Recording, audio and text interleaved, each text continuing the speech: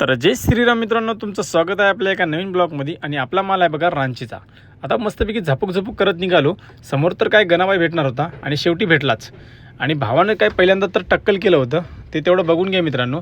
आणि जिगरो भेटल्याच्यानंतर विषय कसा आहे, भावाला तर काय जिगरो लय आवडते आणि पप्पाला सांगितलं मी तर काय आता जिगरोमध्ये येणार आहे झारखंडपर्यंत, तुम्ही चला मस्तपैकी पाठीमागं, आम्ही चालतो समोर. आता गणाबाई भेटल्याच्यानंतर विषय तर एकदम क्लोज आहे हो, कारण मस्त गप्पान तेन मारत आता गाण्यान तेन ऐकत निघालो. आणि पप्पानं लगेच आपल्या जिगरोला ओव्हरटेक मारला. म्हणलं असू द्या, काय अडचण नाही, आपल्याला मस्तपैकी व्हिडिओ घेता येते. आणि आपल्या गणाभावाच्या गाडीचा मस्त व्हिडिओ घेतला मित्रांनो. आणि जरा कशी दिसते सांगा. आणि शेवट आपली महाराष्ट्र बॉर्डरला जिगरोची एंट्री झाली. ओव्हरलोड तर कधी भरत नाही मित्रांनो, पण आपली हाईट होती नॉर्मल. आणि महाराष्ट्र बॉर्डरचा असा नियम आहे, हाईट असो की फाईट असो, इथं मोजल्याशी सुट्टी नाही.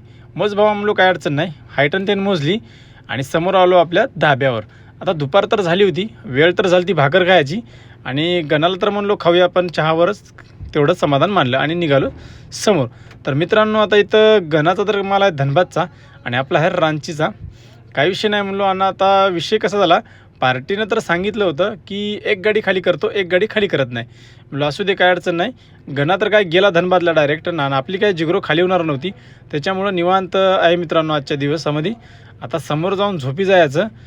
आणि जर आपला ब्लॉग आवडत असेल तर लाईक शेअर करा आणि जाता जाता मस्तपैकी फॉलो करा. आता भेटूया नेक्स्ट व्हिडिओमध्ये.